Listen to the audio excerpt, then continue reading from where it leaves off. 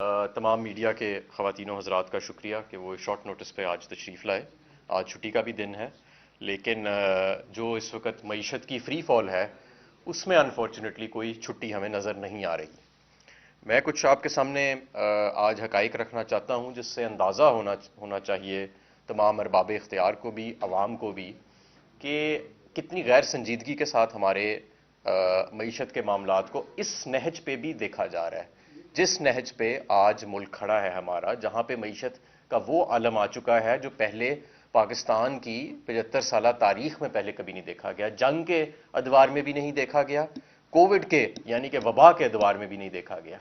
लेकिन मौजूदा जो पीडीएम हुकूमत है उसकी नाअहली हमें इस नहज पे ले आई है। सबसे पहले तो ये कि आपको याद होगा कि कल एक हुकूमत पाकिस्तान ने एक बयानिया चलाया और एक प्रेस रिलीज हुई वज़ीर आज़म ऑफिस की तरफ से कि आईएमएफ की मैनेजिंग डायरेक्टर ने कॉल किया वज़ीर आज़म को। उस पर आईएमएफ की तरदीद आ गई है।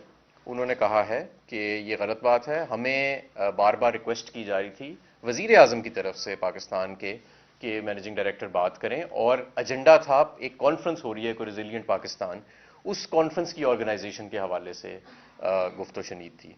तो आप ये अंदाज़ा लगाएं कि ये हुकूमत इतनी ऑप्टिक्स पे और गिमिक्स पे फोकस्ड है कि एक टेलीफोन कॉल जैसी छोटी सी चीज़, उस पे भी कौम से झूठ बोला जा रहा है, फरेब किया जा रहा है, और एक आईएमएफ को खुद आना पड़ा मैदान में वज़ीर आज़म के झूठ की तरदीद करने के लिए।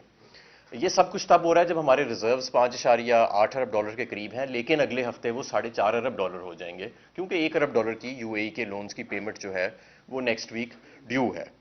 और जिस नहज पे हम आ चुके हैं, एलसीज खुल नहीं रही। आप सबको पता है, ज़बान ज़द आम है कि खाम माल की एलसीज खुल नहीं रही, जिसकी वजह से जगह जगह शॉर्टेजेस आनी शुरू हो गई हैं, रेट्स ऊपर जाने शुरू हो गए हैं।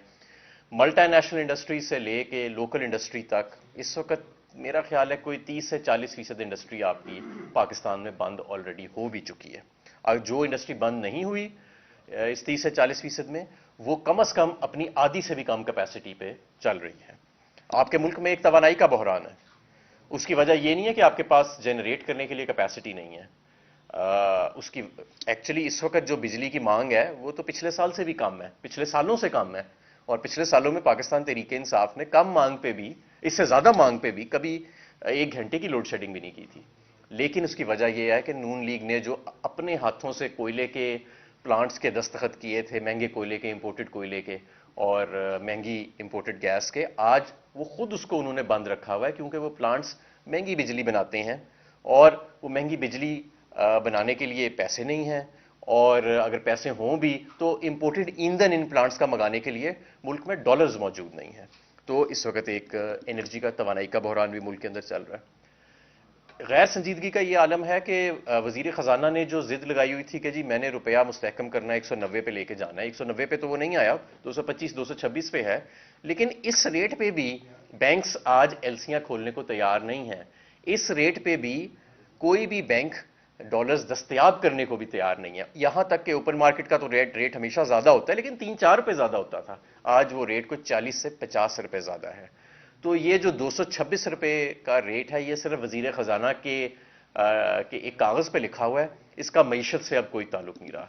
ये जो इंटर बैंक रेट है हमारा रुपए का, ये अब काफी हद तक बिल्कुल बेमानी हो चुका है। हमारे मुख्तलिफ नुमाइंदे मुख्तलिफ मुल्कों में जा रहे हैं और पैसों की खातिर जा रहे हैं, मजबूरन जा रहे हैं, जाहिर है। जब हम आए थे हुकूमत में, हमें भी जाना पड़ा था, क्योंकि नून लीग ने अपने आखिरी दौर में जो 2013 से 18 का था, ऐसे हालात पैदा कर दिए थे कि जब इमरान खान साहब भी आए हुकूमत में, तो हमें दोस्त ममालिक से मदद लेनी पड़ी, और ये नून लीग की कारकर्दगी थी जिसकी वजह से ये हुआ। जब हमने अपनी पॉलिसीज रोल आउट की तो अल्हम्दुलिल्लाह हमें कभी दोबारा फिर जरूरत नहीं पड़ी, और हमारे हमेशा जो प्रोजेक्टेड इनफ्लोज होते थे वो प्रोजेक्टेड आउटफ्लो से ज्यादा होते थे हर साल। यही वजह है कि हमारे ज़र मुबादला के ज़खायर 21 अरब डॉलर की सतह तक भी गए। लेकिन नून लीग की ये जो पिछले 7-8 माह में बतदरीज गिरावट आती रही फॉरेन एक्सचेंज रिजर्व में, और जिसका नतीजा ये है कि आज हमारे नुमाइंदगान को दोबारा दोस्त ममालिक के पास हाथ फैलाने पड़ रहे हैं, और ये हमारे लिए एक शर्मिंदगी का मुकाम होना चाहिए। आईएमएफ अब बहुत ज्यादा सख्त शराइत ہمیں منوانے کا کہے گا اور ہمارے پاس اور کوئی آپشن نہیں ہوگا کہ ہم ان شرائط کو مانیں. اس کی وجہ کیا ہے کہ اب معیشت بہت بگڑ چکی ہے. میں آپ کو دعوے سے کہتا ہوں کہ اگر یہ رجیم چینج آپریشن مارچ میں نہ ہوتا تو آپ کا روپیہ بھی اتنا ڈی ویلیو نہ ہوتا, آپ کے فورن ایکسچینج ریزروز بھی اتنے, زر مبادلہ کے ذخائر بھی اتنے کم نہ ہوتے, آپ کے ملک کے اندر اتنی انڈسٹری بند ہی نہ ہوتی, اور آپ کا گروتھ مومنٹم بھی ڈسپائٹ چیلنجز وہ کنٹینیو رہتا. لیکن انفارچونیٹلی ایسا نہیں ہوا, اور اب پچھلے 8 سے 10 ماہ میں کیونکہ مسلسل فری فال ہے, کوئی ایسی کنسرٹڈ پلانڈ انٹرونشن نہیں ہوئی, اگر ہوئی ہے تو مجھے ضرور بتائیں, کہ جس سے یہ معیشت کا فری فال رکے. اور اب معیشت اس نہج پہ آ گئی ہے کہ آئی ایم ایف کی اتنی کڑی شرائط ہمیں ماننی پڑیں گی کہ ان شرائط سے بھی کافی زیادہ مہنگائی میں اضافہ ہوگا, اور یہ مہنگائی جو بھی 25% پہ ہے, میرا خیال ہے کہ یہ آنے والے دنوں میں ایون اگر ہم آئی ایم ایف کا پروگرام ایکسیپٹ کر لیں تو یہ 30 سے 40% تک بھی جا سکتی ہے.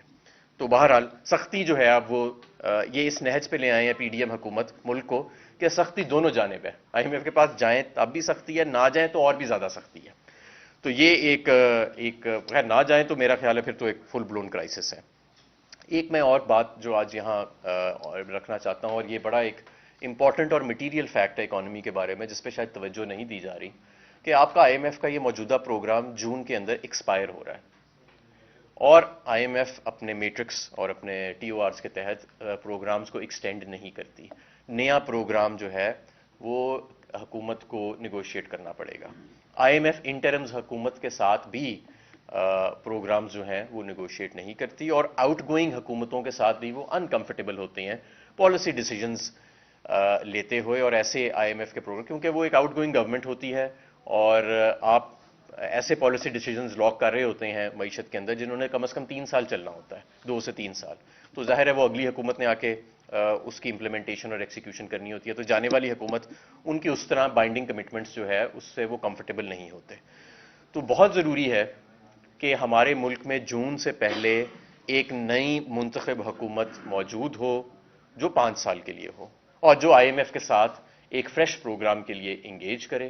میرا خیال ہے کہ ملک میں اگر اسٹیبلٹی آ جائے گی اور تو بہت سارے سینٹیمنٹ تو اسٹیبلٹی سے ہی ٹرن اراؤنڈ ہو جائے گا, لیکن بہرحال پھر بھی اگلی حکومت کو سنجیدہ بنیادوں کے اوپر اور پازیٹیو مائنڈ سیٹ کے ساتھ جون سے پہلے, جون کے مہینے کے دوران ہی ہمیں آئی ایم ایف کے ساتھ انگیج کرنا پڑے گا اگلے پروگرام کے لیے, تاکہ کیونکہ اب یہ معیشت اگر تو یہ رجیم چینج آپریشن نہ ہوتا تو یہ جو 3 سالہ پروگرام تھا ڈسپائٹ کووڈ کے باوجود, اور یہ جو سپر کموڈٹی سائیکل آیا اس کے باوجود, ہم نے اس کو پازیٹیو نوٹ پہ ختم کر کے اپنی گروتھ ٹریجیکٹری کو اپنے اون پہ کنٹینیو کرنا تھا.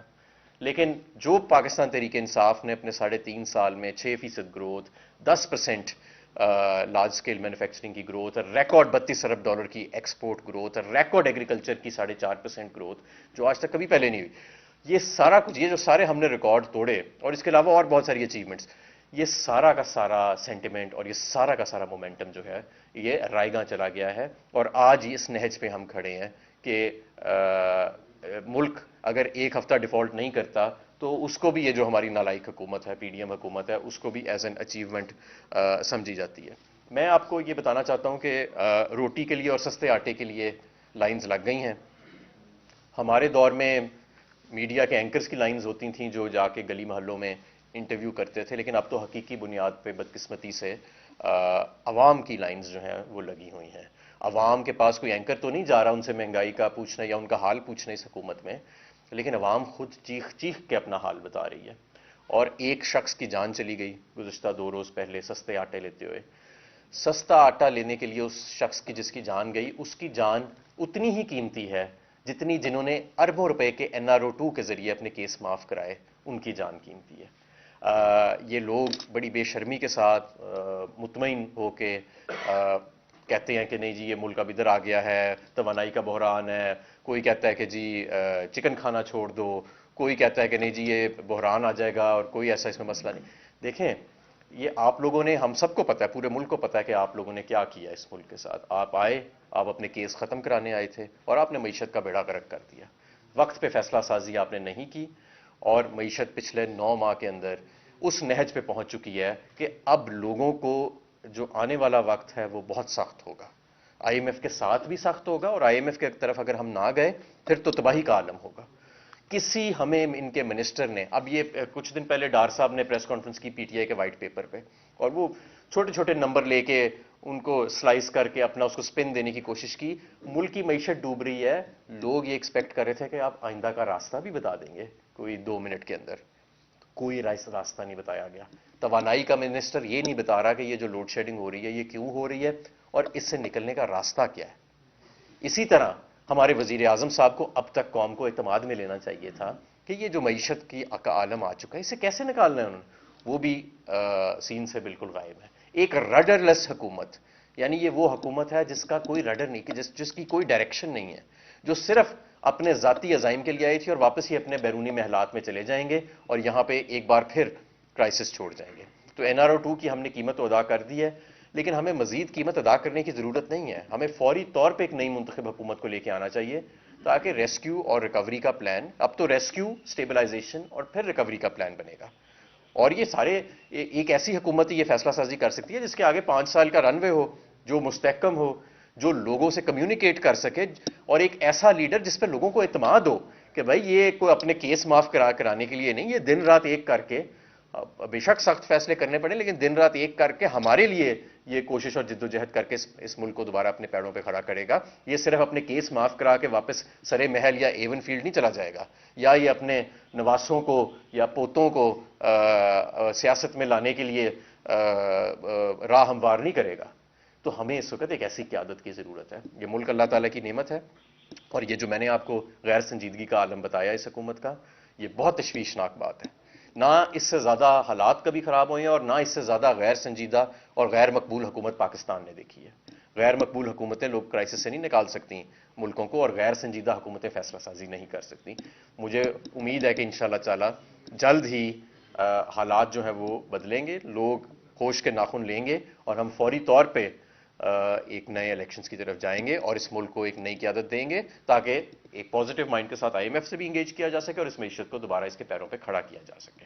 جی کچھ صاحب یہ بتا دیں کہ جیسے آپ نے معیشت میں پاکستان کے زراعت کی بات کی, اب اس وقت حالات پاکستان میں یہ کہ آٹا 160-170 روپے کلو تک پہنچ چکا ہے, عوام رو رہے ہیں, ڈھونڈ رہے ہیں. دوسری طرف حکومت کہہ رہی ہے کہ گاڑیاں امپورٹ کرنے کے لیے ایل سیز کھولنے کے گورنمنٹ پلان کر رہی ہے. تو دونوں چیزوں کو آپ کیسے دیکھیں گے؟ دیکھیں, میں سمجھتا ہوں کہ کوئی ہارمنی نہیں ہے ان کی پالیسیز کے اندر, اور یہ بات آپ کی بالکل درست ہے کہ ایک طرف ہمارے انہی پالیسیز کی وجہ سے جو اس وقت جو سب سے امپینڈنگ کرائسس آپ کے پاس آنا ہے وہ خدا نخواستہ فوڈ شارٹیجز کا ہے, یعنی کھانے پینے کی اشیاء کی شارٹیجز کا, اور یہ بڑا سخت کرائسس آنا ہے.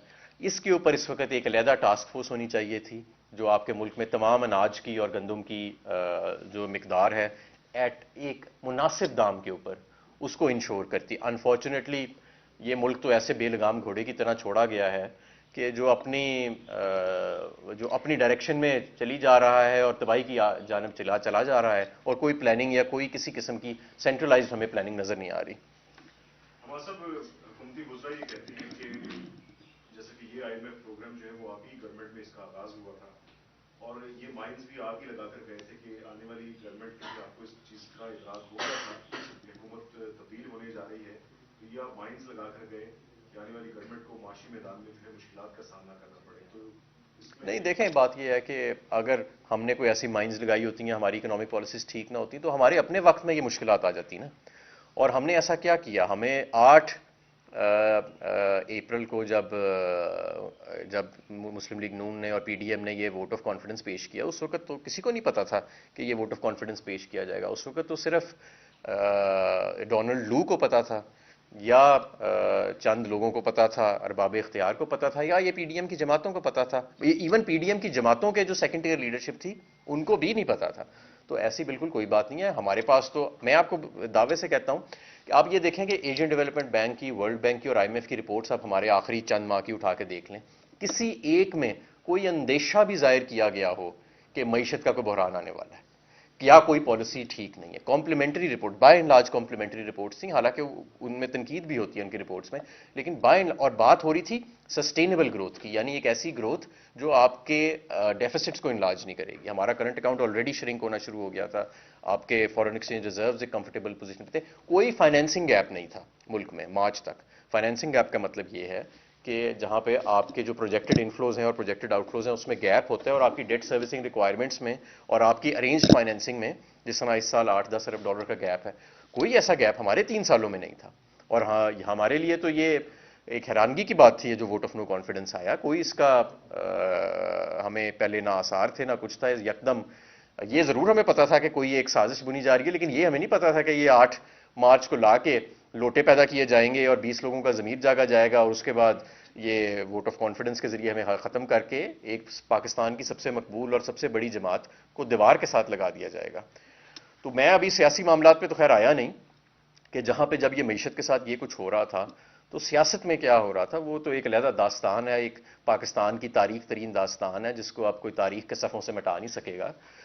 جی سر میرے 2 چھوٹے چھوٹے سوال ہیں. پہلا سوال یہ ہے کہ جب آئی ایم ایف سے ایگریمنٹ ہوا تھا، ابھی ریسنٹلی آئی ایم ایف کی ڈیمانڈ بھی سامنے آئی ہے جس کے مطابق جو کمرشل صارفین ہیں جو بجلی استعمال کر رہے ہیں ان کے لیے 31 روپے اور جو ڈومیسٹک یوزر ہیں ان کے لیے 12.4 اب جو ڈیمانڈ ہوئی جی جی جی جی جی جی اور جو گیس استعمال کرنے والے کنزیومر ہیں ان کے لیے 200% سے زائد اضافی فیس ہے. اچھا، ہمارے ٹائم میں ایسی کوئی آئی ایم ایف کی ڈیمانڈ نہیں تھی. میرے ٹائم پہ جو لاسٹ میری اکتوبر اب مصدق ملک صاحب یہ کہہ رہے ہیں کہ آپ تو برے حالات بتا رہے ہیں، ہم بھی دیکھ رہے ہیں برے حالات. ہم نے یہ کلیم کیا ہے کہ ہم جاتے ہوئے جو گیس سیکٹر کا سرکولر ڈیٹ ہے اس کو 1000 تک کم کر کے جائیں گے. اچھا، میں ذرا پہلے آپ کو آئی ایم ایف کی بات بتا دوں. یہ غیر سنجیدہ سے جو بیانات ہوتے ہیں وہ تو آئی ایم ایف کی کوئی ایسی شرط پاکستان تحریک انصاف نے نہیں کی تھی کہ ڈالر جو ہے وہ 226 کا ہو جائے گا، اوپن مارکیٹ میں 250-60 کا ملے گا، یا بجلی کا نرخ جو ہے وہ 45 روپے کا ہو جائے گا اور 30 روپے اور بڑھانے پڑیں گے. ٹوٹل اکتوبر 2021 میں جو ان کے ساتھ معاہدہ ہوا تھا تو ہم نے جون تک 2 روپے 61 پیسے یونٹ بڑھانا تھا. اور آپ کو پتا ہے ہمارے دور میں 16 روپے کا یونٹ تھا انڈسٹری کو اور 12 روپے کا اضافی یونٹ جاتا تھا. اور سردیوں میں یہ اسکیم گھریلو صارفین کے لیے بھی تھی کہ آپ جتنا اضافی یونٹ استعمال کریں گے وہ آپ کو 12 روپے 12.5 روپے کا ملے گا. یہ اب آئی ایم ایف آپ سے اس لیے ڈیمانڈ کر رہا ہے کیونکہ آپ کا جو انہوں نے جو بجلی گھر امپورٹڈ ایندھن پہ لگائے تھے وہ سارے ڈالر انڈیکسڈ کانٹریکٹس میں تھے. جب آپ کا ڈالر چلا گیا 180 سے 226 پہ تو ظاہر ہے کہ اس کا فیول مہنگا ہو گیا اور وہ بجلی بنانے کی کاسٹ مہنگی ہوگی، ان کی کیپیسٹی پیمنٹس بھی بڑھتی جا رہی ہیں بہت زیادہ. اب وہ کہہ رہے ہیں کہ آپ اپنی کاسٹ کو اس کے برابر لے کے آئیں. اب ہمارے دور کے اندر ہمارے آخری سال میں کچھ 100 ارب روپے سرکولر ڈیٹ میں سالانہ اضافہ رہ گیا تھا صرف، جب ہم آئے تھے 450 ارب تھا. ڈسپائٹ دا فیکٹ کہ قیمتیں بڑھ رہی تھیں، ڈسپائٹ دا فیکٹ کہ عالمی منڈی میں تیل مہنگا ہو گیا، ڈسپائٹ دا فیکٹ کہ نئے کیپیسٹی پیمنٹس آ گئی 450 ارب سے جب ہم چھوڑ کے گئے تو 1000 ارب پہ تھے، تو اس کے باوجود آپ کی سرکولر ڈیٹ میں اضافہ 450 ارب سے کم ہو کے صرف 100 ارب روپیہ سالانہ رہ گیا پاکستان تحریک انصاف کی حکومت میں، اور اس سال ہم نے نیگیٹو میں جانا تھا. اس وقت ان کے 9 ماہ کے اندر جو ہم 100 ارب پہ اضافہ لے کے آئے تھے وہ واپس 450 ارب پہ چلا گیا. اب آئی ایم ایف یہ کہہ رہا ہے کہ اس کو واپس آپ لے کے آئیں جہاں پہ پاکستان تحریک انصاف کی حکومت جس روڈ میپ پہ چھوڑ کے گئی تھی. تو مس مینجمنٹ، یہی میں اس لیے آپ کو کہہ رہا ہوں کہ یہ آئی ایم ایف کی کوئی ایسی کنڈیشن نہیں ہے کہ ڈالر کتنے کا ہونا چاہیے یا بجلی کا نرخ جو ہے وہ تو سرکولر ڈیٹ سے ڈرا کرتی ہے نا آپ کا کہ آپ کے خسارے کتنے بڑھ رہے ہیں اور اسے کم کرنے کے لیے آپ کو کتنی ایڈجسٹمنٹ چاہیے. یہ کیونکہ معیشت اب اس نہج پہ آ گئی ہے، میں بار بار کہہ رہا ہوں کہ یہ سخت فیصلے انوائڈیبل ہو گئے ہیں. اور یہ سارا کا سارا جو فری فال ہوا ہے یہ سارا کا سارا پچھلے 9 ماہ کے اندر ہوا ہے. ابھی بھی آپ دیکھیں کہ کوئی کلیئرٹی نہیں ہے آئی ایم ایف پروگرام کے اوپر. اسحاق ڈار صاحب لڑے بیٹھے ہیں آئی ایم ایف سے، اور شہباز شریف صاحب کا جو جھوٹ ہے وہ میں نے آپ کو بتا دیا کہ ایک ٹیلی فون کال کے اوپر بھی انہوں نے سیاست کھیلنے کی کوشش کی اور ایک اپنا من پسند بیانیہ آئی ایم ایف کو خود آنا پڑا میدان میں ان کی بات کو تردید کرنے کے لیے. تو میں سمجھتا ہوں کہ اس موجودہ حکومت کے پاس نہ تو پولیٹیکل سپیس ہے نہ ہی ان کے پاس فیصلہ سازی کی قوت ہے.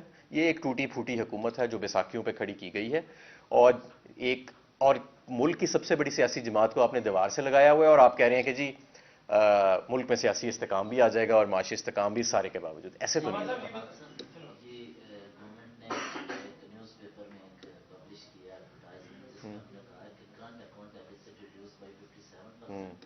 اس کے علاوہ انہوں نے کہا ہے کہ امپورٹس ریڈیوس بائی 16.2%.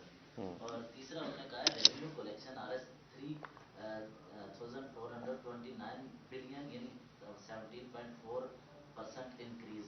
اچھا دیکھیں 17.4% انکریز کا مطلب ہے کہ ان ریئل ٹرمز آپ کا ریونیو ڈیکریز ہوا کیونکہ 25% تو مہنگائی ہے صرف. 25% रुपए की वैल्यू कम होगी। अगर 17% आपका बढ़ रहा है तो इसका मतलब है 8% इन रियल टर्म्स आपका रेवेन्यू गिर गया, टैक्स टू जीडीपी आपका गिर गया। दूसरी बात यह है कि इन्होंने जो बात की रेवेन्यू करंट अकाउंट डेफिसिट, आपने सारे मुल्क की इंपोर्ट बंद कर दी है, आपने एलसियां चोक कर दी हैं, आपने मुल्क की मईशत का गला घोंट दिया है और आप कह रहे हैं कि जी ये देखो ये मेरा करंट अकाउंट नीचे आ गया। ऐसे तो नहीं, या तो वॉलंटरीली नीचे आता है ना, आपके खाम माल आ नहीं रहा, आपके मुल्क में दवाइयां आ नहीं रही। भाई आप एक घर में आपके एक खानदान रहता है, उसको आप भूखा मार देते हो और आप कहते हो देखो मैंने बचत कर ली अपनी सारी तनख्वाह की इस साल। ये बात नहीं है। आपका करंट अकाउंट कम आने के बावजूद इस वक्त आपका फाइनेंसिंग गैप मौजूद है और आपके फॉरेन एक्सचेंज रिजर्व्स नीचे जा रहे हैं। करंट अकाउंट नीचे आने का तो मकसद ये है ना कि आपके फॉरेन एक्सचेंज रिजर्व्स में डिप्लीशन यानी कमी खत्म हो जाए।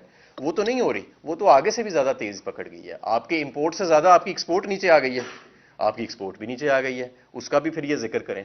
तो ये जो इशारियां हैं ना, इस तरह सेलेक्टिवली इनको यूज करने का वक्त चला गया है। ये पीटीआई के दौर में ये पीडीएम किया करती थी जब अपोजिशन में थी, तो अब इन्हें ये याद रहना चाहिए कि अब ये अपोजिशन में नहीं, अब ये गलती से हुकूमत पे मुसल्लत कर दिए गए हैं तारीख के एक हादसे के जरिए। अब इनको इन डेटा पॉइंट्स की मैनिपुलेशन से निकल के मईशत को संजीदगी से लेना चाहिए और ये इन बचगाना चीजों से बाहर निकल जाना चाहिए। ये इनको तो उड़ा के रखा जा सकता है। आप देखें 25% महंगाई के बावजूद 400 अरब का दिसंबर का शॉर्टेज है, दिसंबर तक का एफबीआर के रेवेन्यू कलेक्शन में 25% महंगाई के बावजूद, 25-30%, 40% डिवैल्यूएशन के बावजूद रेवेन्यू शॉर्टफॉल आ गया। और ये जो करंट अकाउंट का खसारा है, आज आपकी जरा ये एलसीआं खोलने की आप इजाजत दें ना, जो हेल्ड अप पेमेंट्स हैं, जो कमर्शियल लोग एलसीआं खोलना चाहते हैं, ये फिर देखें करंट अकाउंट के वापस कैसे चढ़ता है।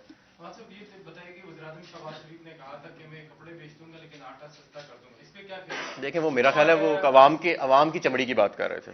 और दिसंबर अप्रैल 2022 से जनवरी 2028 तक पीटीआई ने, आप जैसे सीनियर रहनुमाओं ने क्या तज्जिया किया कि आपकी हुकूमत में साजिश में मुलव्वस डोनाल्ड लू थे या जनरल बाजवा थे?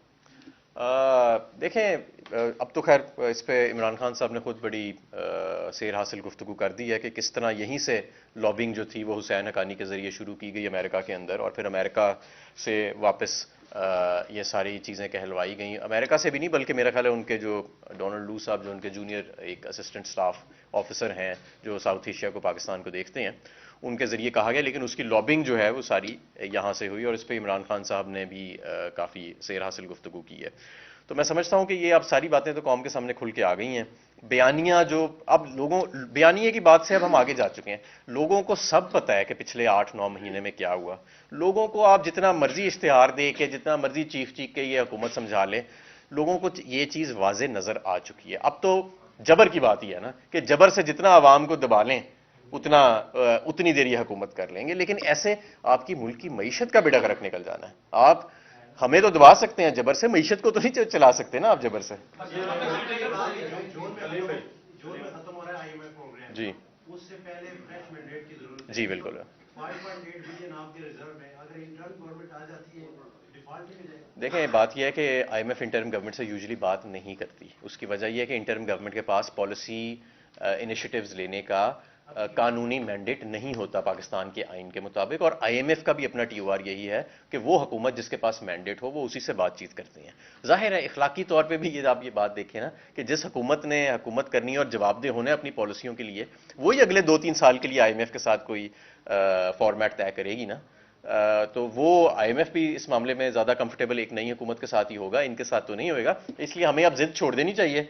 ये अब बात काफी बिगड़ गई है मईशत की और ये लोगों की जानें चली गई हैं सस्ते आटे की खातिर। तो मेरा ख्याल है हमें जिद छोड़ के अब हमें होश के नाखून नहीं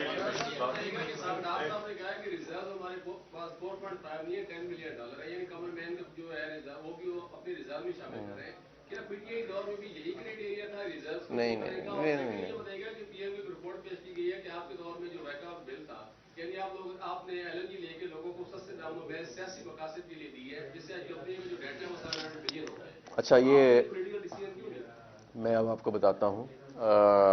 जो आपका पहला दूसरा वाला सवाल है, वो जो रिजर्व्स है हमारे, तो इस दौर में 21 अरब डॉलर सिर्फ स्टेट बैंक के रिजर्व्स गए ना यार। तो वो तो ये आप तो बात कर रहे हैं, दोनों के मिला के बात कर रहे हैं कि 10 अरब डॉलर। हमारे दौर में तो सिर्फ स्टेट बैंक के रिजर्व्स 21 अरब डॉलर तक गए थे। जब इन्होंने एलएनजी के प्लांट्स लगाए टेक और पे के, और आपको पता है बड़े स्कैंडलस तरीके से ये प्लांट्स लगे थे, और ये जो सौदे इन्होंने किए बाहर से, तो इन्होंने 7 ایک اور قانون پاس کر دیا کہ آپ جو آپ کا گھریلو صارف ہے یا جو دوسرا کسٹمر ہے جو پرانے کانٹریکٹ پہ ہے اسے آپ LNG کی قیمت نہیں لے سکتے. یہ پاکستان تحریک انصاف نے نہیں, یہ مسلم لیگ نون نے کیا تھا. اور 2-3 سال ہم چھوٹے صوبوں کے ساتھ انگیج رہے کہ اس کو ہم بدلیں اس قانون کو, اور فائنلی فروری 2022 میں اس سال ہم نے اس قانون کو بدل دیا. اور پارلیمنٹ کے دونوں ہاؤسز سے فروری میں میرا خیال ہے کہ یہ پاس ہو گیا تھا نیشنل اسمبلی سے, جنوری یا فروری میں, اور اس سے اگلے ماہ یہ پاس ہو گیا تھا سینٹ سے, اور ہم اس کو اس بجٹ کے اندر نافذ کرنے لگے تھے. لیکن اس دوران ہماری حکومت چلی گئی. انہوں نے ابھی تک اس کو نافذ نہیں کیا. وہ قانون بنا پڑا ہے, وہ ابھی تک نافذ نہیں ہوا. اس کو انہوں نے اس کے جو پازیٹیو امپلیکیشنز آنے تھے وہ نہیں آئے, جس کے نتیجے میں صرف دسمبر کے ماہ میں مسلم لیگ نون حکومت نے 150 ارب روپیہ سرکولر ڈیٹ میں گیس کی ایڈ کیا, کیونکہ مسلم پاکستان تحریک انصاف کا پاس کیا گیا ویکو کا بل ابھی تک انہوں نے امپلیمنٹ نہیں کیا. ایک سوال, آپ نے 2-3 بار ایک بات ریپیٹ کی کہ جو PTI ہے اس کو دیوار سے لگا دیا گیا. اب جبکہ اسٹیبلشمنٹ کہہ رہی ہے کہ وہ نیوٹرل ہونے کا دعویٰ کر رہی ہے اسٹیبلشمنٹ کی, اور PTI نے کراچی سے اچھی خاصی سیٹیں لی تھی, بلدیاتی انتخابات جو ہے وہ ہونے کو ہیں, تو PTI اپنا مستقبل کیا دیکھ رہی ہے بلدیاتی انتخابات میں؟ دیکھیں, اب معاملات پولیٹیکل انجینئرنگ سے آگے چلے گئے ہیں, اور اس وقت کوئی بھی انتخاب ہوئے گا, چاہے وہ بلدیاتی ہو, چاہے وہ جنرل الیکشن ہو, چاہے وہ ضمنی انتخاب ہو, صوبائی ہو یا قومی ہو, وہ پاکستان تحریک انصاف ہی جیتے گی. اور یہی وجہ ہے کہ انتخاب کے میدان سے فرار اختیار کی جا رہی ہے. تو جہاں تک نیوٹرلز کی آپ نے بات کی, جس طرح پاکستان کو آزادی نہیں, اب حقیقی آزادی کی ضرورت ہے, اس طرح ہمیں حقیقی نیوٹرلز کی ضرورت ہے.